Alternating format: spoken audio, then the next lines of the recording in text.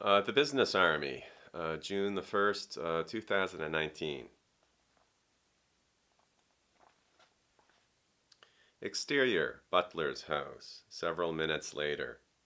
McGuire is entering his hired limousine. McGuire, settling in his seat and calling out through the car's window. You think about what I said about the Committee for a Sound Dollar, General. These are solid fellows who are behind it, and they're helpful too. Butler doesn't respond. He watches as the chauffeur starts the car and it departs. SFX, the receding sound of the limousine's motor. Interior, Grand Central Station, morning. General Butler is arriving in New York for a day trip. Crowds of commuters surround him, their voices and movements echoing within the station's vast chamber like the sound of water, like activity made liquid. Exterior, Grand Central Station. Butler steps onto the sidewalk.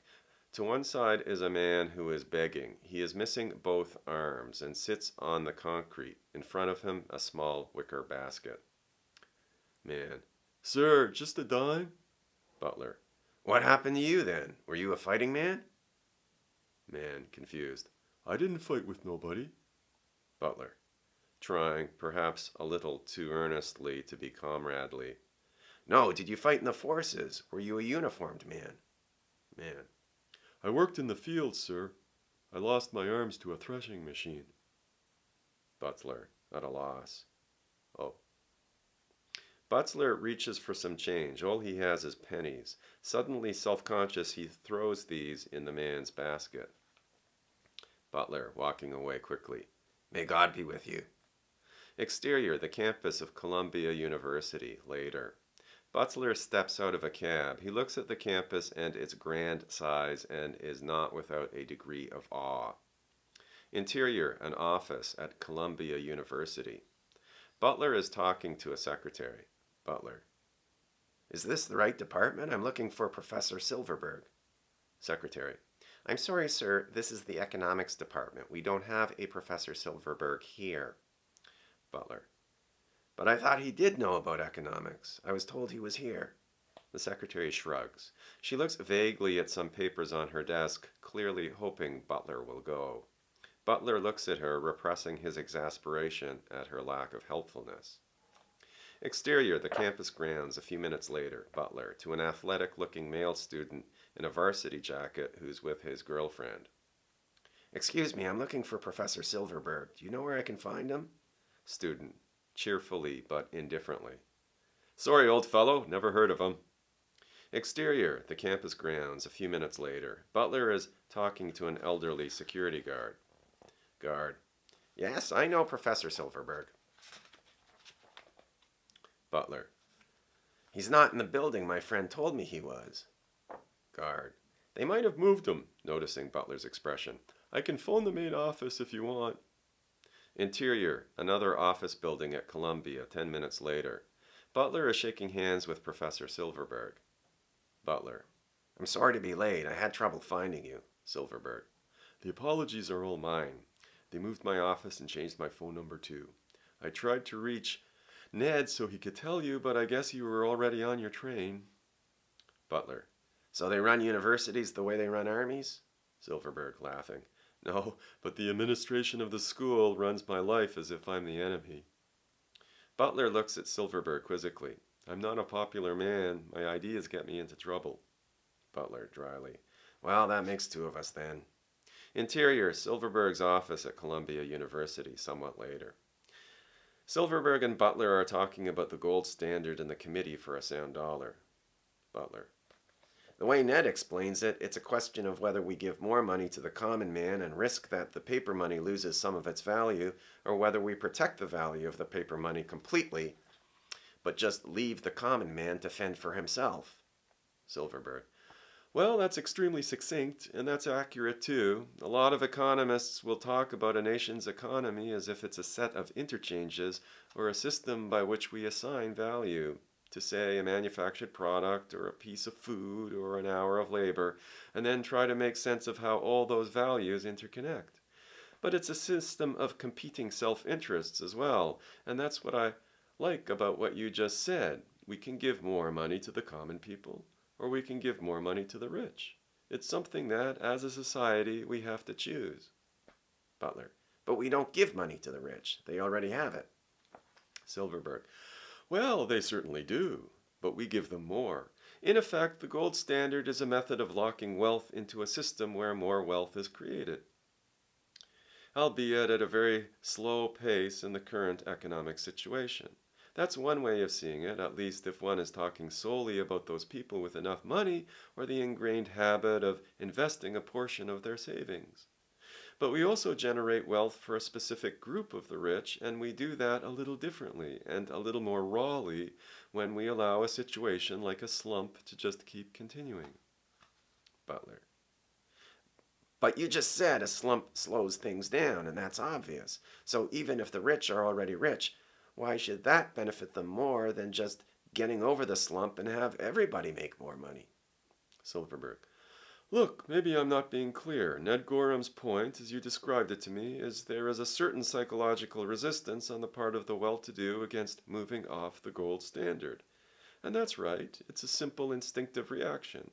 Man X has $10 million. The gold standard keeps that $10 million at a fixed value. A move off the standard is likely to, no, let's be honest here, is bound to reduce that value, at least somewhat.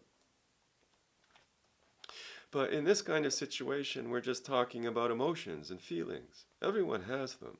If you had 10 million in the bank, you'd start feeling them too. It's the "that's mine" response. You can see it in the smallest of children. However, if you belong to a different group, let's call this the subset of the rich who actually run factories and have employees, a slump is effective because it creates a pool of labor that is constantly competing against itself. How do you keep a fellow from asking for more money when he's building ovens? Well, you tell him there's another fellow who can do the same work for half his wage. Butler. So you're saying there are rich folk who want the slump? Silverberg.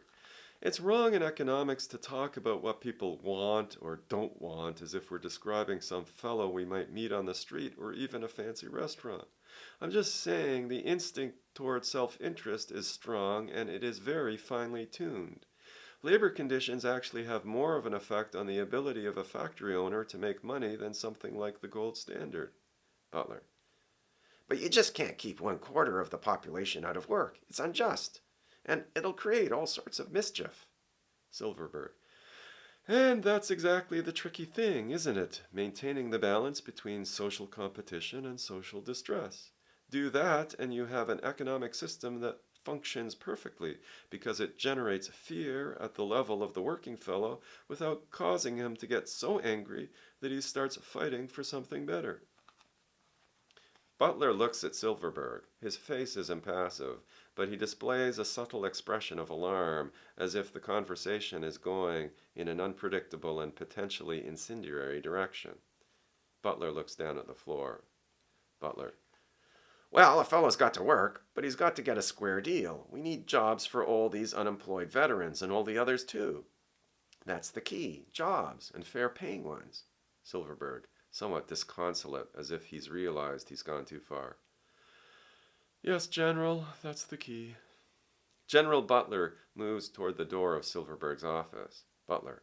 I have a train to catch, if you'll excuse me. Silverberg. Of course, General. Butler.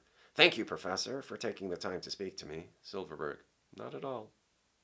Butler seems about to say something else, and Silverberg, noticing this, seems on the verge of responding to the sentence that he senses Butler is about to make.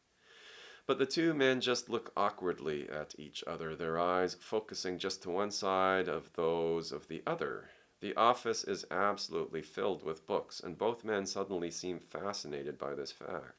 The utility of bookshelves, their spines a form of socially necessary distraction. Butler. Goodbye, then. Silverberg. Goodbye, General.